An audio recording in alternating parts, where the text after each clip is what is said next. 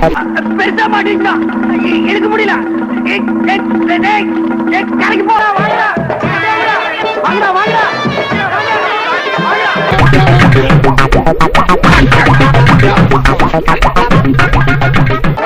இங்க வந்து பாருங்கண்ணே, இது என்னன்னு தெரியல. அண்ணே கடவுள் பண்ணீங்க. பாமகவில் இருந்து அன்புமணியை நீக்குவதாக சற்று முன்னர் ராமதாஸ் அறிவித்திருந்த நிலையில், டேய் தகப்பா, இது நியாயமா? உனக்கு அடுக்குமாடா? என் தலையில கள்ளத்துக்கு போட்டு என்னப்பா செய்யறது? விதி விளையாடுச்சுப்பா. நாய, நீ விளையாண்டு போட்டு விதி மேலேண்டா பழி போடுற. சில நிமிடங்களிலேயே பாமக தலைவர் என குறிப்பிட்டு அன்புமணி அறிக்கை ஒன்றை வெளியிட்டிருக்கிறார். எந்த சங்கத்துக்கு சார் நீங்க செயலாளர்? இப்போ உன்னை பதவி விட்டு தூக்கி 10 நிமிஷம் ஆகுறா என் பொட்டேட்டோ. பாமகவில் இருந்து முற்றிலுமாக அன்புமணி நீக்கப்பட்டுவிட்ட போதிலும் கூட, ராமதாஸ் அந்த அறிவிப்பை வெளியிட்ட போதிலும் கூட, அன்புமணி தலைவர் என்ற பதவியுடன் தான் அறிக்கையை வெளியிட்டிருக்கிறார். என்ன பொறுத்த வரைக்கும் அவனை நான் தலைமுழுகிட்டேன்.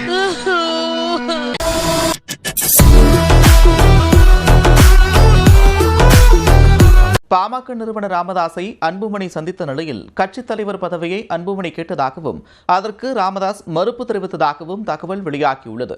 இப்ப என்ன சொல்ற? முடியுமா முடியாதா? முடியாதுடா. ஏய் வாங்கடா. குறிப்பாக அன்புமணி மீது ராமதாஸ் அடுக்கடுக்கான குற்றச்சாட்டுகளை முன்வைத்தார்.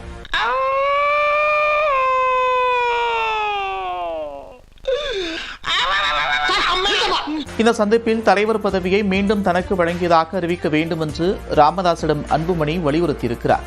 கத்திரி வெயில என்ன கத்த விடாதலே. இல்லப்பா, மேனேஜர் மூஞ்சியே உனக்கு இல்லையடா. ஆனால் கட்சி தலைவர் பதவி மற்றும் கட்சி நிர்வாகத்தை தானே பார்த்துக் கொள்ளப் போவதாக ராமதாஸ் பதிலளித்ததாகவும் தகவல் வெளியாகியுள்ளது. என்னால போறதுக்கு முடியல. மரியாதையை வெளிப்படா. போறேன், நீ சொத்தை பிரிச்சு கொடு. இதாண்டா நீ சம்பாரிச்ச சொத்து. இந்தாடா உனக்கு பாதி எனக்கு பாதி. போடா வெளியா.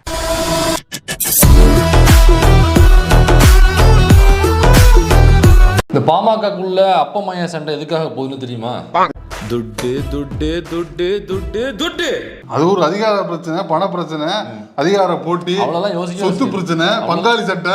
ஏய் ஒன்னதான் சொல்றேன். இல்ல உங்களை தான் சொல்றான். உங்க 2 பேரும் சேர்த்தாயா சொல்றேன். அவ்வளவு வசமா இருக்கும். அதெல்லாம் யோசிக்காதீங்க. அப்புறம் மாம்பழ சீசன் முடிய போகுது. எவ்வளவு கேவலப்படுத்துறாங்க பாரு, எவ்வளவு அசிங்கப்படுத்துறாங்க. இப்ப இந்த அப்பமய சண்டையில மக்கள் 2ஆக பிரிஞ்சுட்டாங்க. மக்களே, இந்த கட்சியை சார்ந்தவங்களே. உங்களுக்கு எத்தனை பேர், எனக்கு எத்தனை பேர்? யோ தலைவர் பக்கம் யார் யார் கை தூக்குறது? ஏய் 5 பேரா? பாக்கி பேர்லாம் என்னடா நீங்க? அவ்வளவுதான், கையை மடக்குங்க. ஏன் பக்கம் கை தூக்குங்க. சில பேர் வந்து அப்பா முட்டாளா இருக்காரு அப்படின்னு சில பேர், இன்னும் சில பேர் வந்து பையன் முட்டாளா இருக்காப்ல அப்படின்னு முட்டாள் தான்.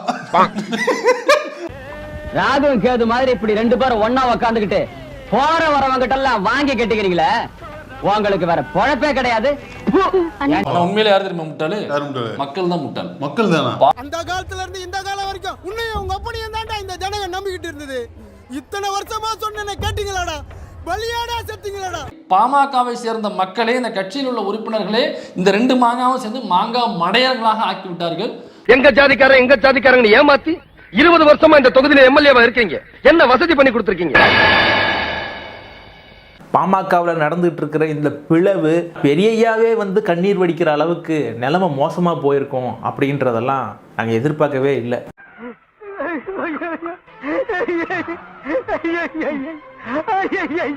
ரீசெண்டா நடந்த பிரஸ் மீட்ல அன்புமணியை பற்றி ஏகப்பட்ட அலிகேஷனை முன்வைக்கிறார் ஐயா ராமதாஸ். பாவி, வஞ்சம் தீர்க்கிற நேரமாடா இது? நான் உனக்கு என்னடா துரோகம் பண்ணேன்? என்னென்ன குற்றச்சாட்டுகள்லாம் முன்வைத்தாரு அப்படின்றத பத்தி விரிவாக பார்ப்போம்.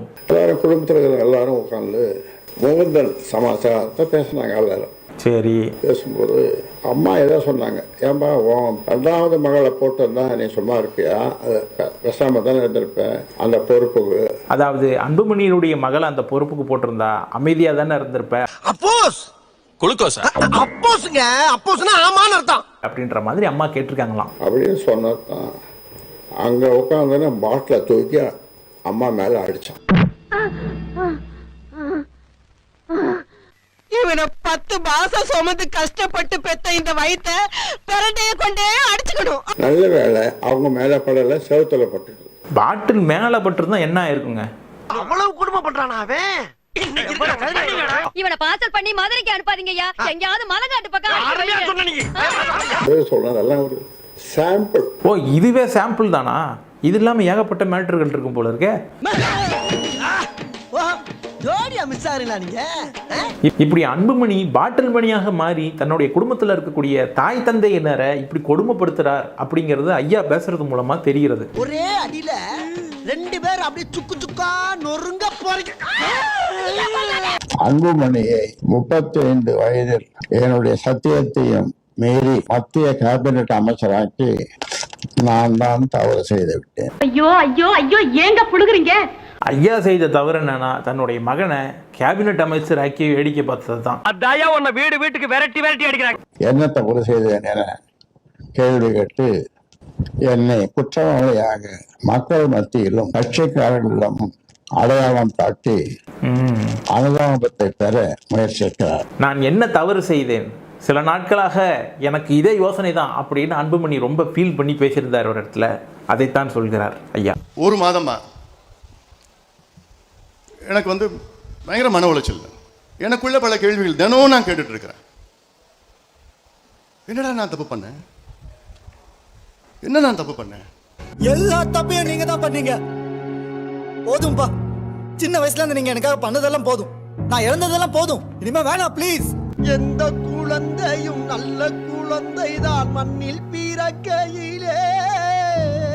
நான் அதற்கு பதில் சொல்லித்தானே ஆக வேண்டும். அன்புமணி தான் தவறு செய்தவர். அது நல்லவராவதும் தீயவராவதும் அன்னை வளர்ப்பதிலே. பாமக நிறுவனர் ராமதாஸ் கூட்டிய மாவட்ட நிர்வாகிகள் கூட்டத்தை 90% நிர்வாகிகள் புறக்கணித்தனர்.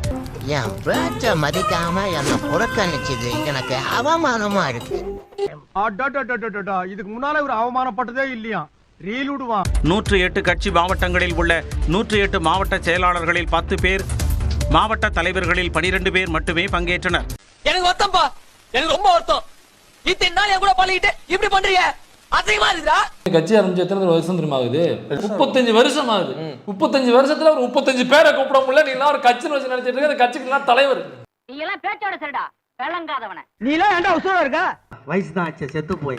ஏன் உயிரோட இருந்து சட்டத்தை பாஸ் ஆக்கி எங்க தாலியெல்லாம் அறுக்கிற? ஒரு 13 பேர் கூட்டம் நடத்த 35 ரூபாய் கட்சி நடத்த வெக்கமா இல்ல?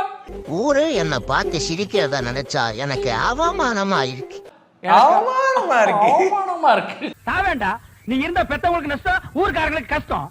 மக்கள் என் பின்னாலே வர முழுதும் வர மறுக்கிறார்கள், தயங்குகிறார்கள். ஏனோ தெரியவில்லை. அவர் ஆரம்பிச்சோட நோக்கம் இந்த சமுதாய மக்கள் காப்பாற்று தான் அவர் ஆரம்பித்தார். ஆனா அந்த அடிப்படையில் அந்த சமுதாய மக்களை அவர் காப்பாத்தல. நீ எனக்கு ஓட்டு போடுவே? போட மாட்டேன். முன்னாடி போடவே கூடாதுன்னு சொல்லிடுவேன்ல. நீ அது போடுவே? போடவே மாட்டேன். எங்கிட்ட வாங்கி தீர நாய்க்கு நீங்க 2 பேரு, நீங்க 2 பேரும் ஓட்டு போடலாம். அடுத்து போடுவேன். நம்மாலே காட்டி கொடுத்துட்டோம். நமக்கே ஓட்டு போடல. நான் ஒண்ணுமே பண்ணலையாடா? அதானுங்க, ஏதாவது பண்ணா தானே போடுவாங்க. நீங்க தான் ஒண்ணுமே பண்றது இல்லையே. ஒரு காலத்துல ஐயா எப்படி வாழ்ந்தவர், கடைசியில சொந்த கட்சிக்காரன் சொந்த சாதிகாரன்னு 13 பேர் தான் வர்றாங்க. 5 பேரா? பாக்கி பேரெல்லாம் என்னடா நீங்க? அவ்வளவுதான். உங்களை நம்பி தேர்தல்ல இறங்கினால் கோவிந்தா கோவிந்தா. சரி, ஏன் இவங்க எல்லாம் வரல அப்படின்னாங்க, ஒட்டுமொத்தமா கட்சி வந்து அன்புமணியினுடைய கண்ட்ரோல்ல போயிருச்சு.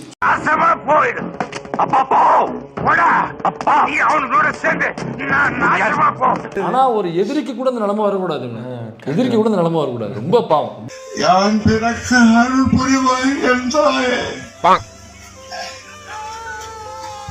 எனக்கு ஒரு வரம் தருவாய்.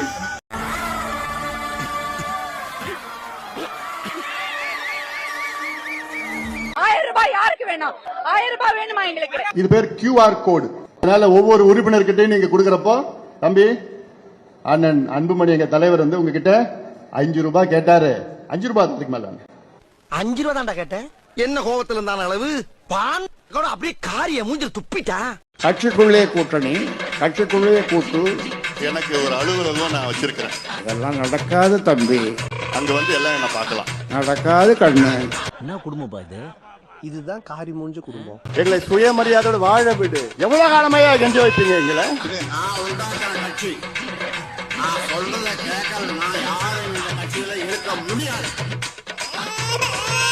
தமிழ்நாட்டில் இருக்கிற தலைவர்கள்ல இந்தியாவை ஆளக்கூடிய தகுதி யாருக்கு இருக்கு? ஒரு ஆள் சொல்லுங்க. எனக்கு தெரியாது. உங்களுக்கு தெரியாது? தெரியாது. அம்மா உங்களுக்கு தெரியுமா? சார் உங்களுக்கு தெரியுமா?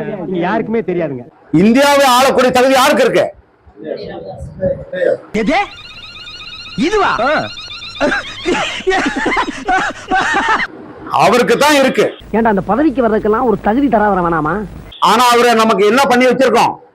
4 விழுக்காடு 5 விழுக்காடுக்குள்ளே அடைச்சு வச்சுக்கிட்டு இருக்கோம். ஊருக்குள்ள உங்களுக்கு மரியாதை கொடுக்கறது அதிகம்டா.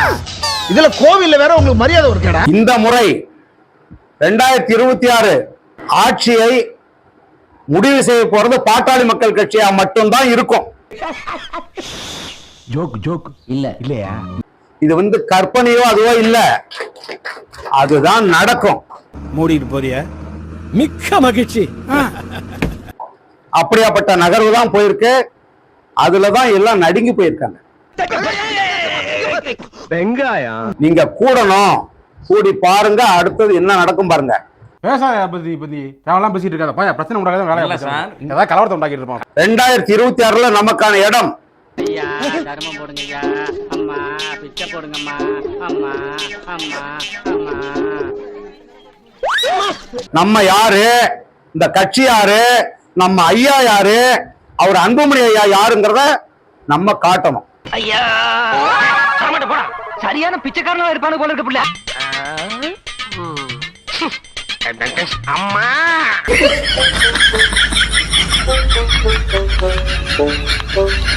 நம்ம ஆளுங்க, நம்ம பொறுப்பில் இருக்கிறவங்க வேற வேற வேலைக்கு போயிட்டாங்க. எப்படி இருப்பாங்க?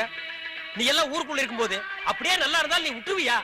தனியாக நின்று யானை சின்னத்திலே நின்று 4 தொகுதிகளை வெற்றி பெற்றோம் அன்று. ஆனா என்ன பிரயோஜனம்? அம்மன் ஜல்லிக்கு பிரயோஜனம். இன்று கூட்டணியிலே சேர்ந்து 5 தொகுதியில வெற்றி பெற்றோம். நானா இருந்தா தூக்கு மாட்டிட்டு அந்த இடத்துல செத்து போயிருப்பேன்.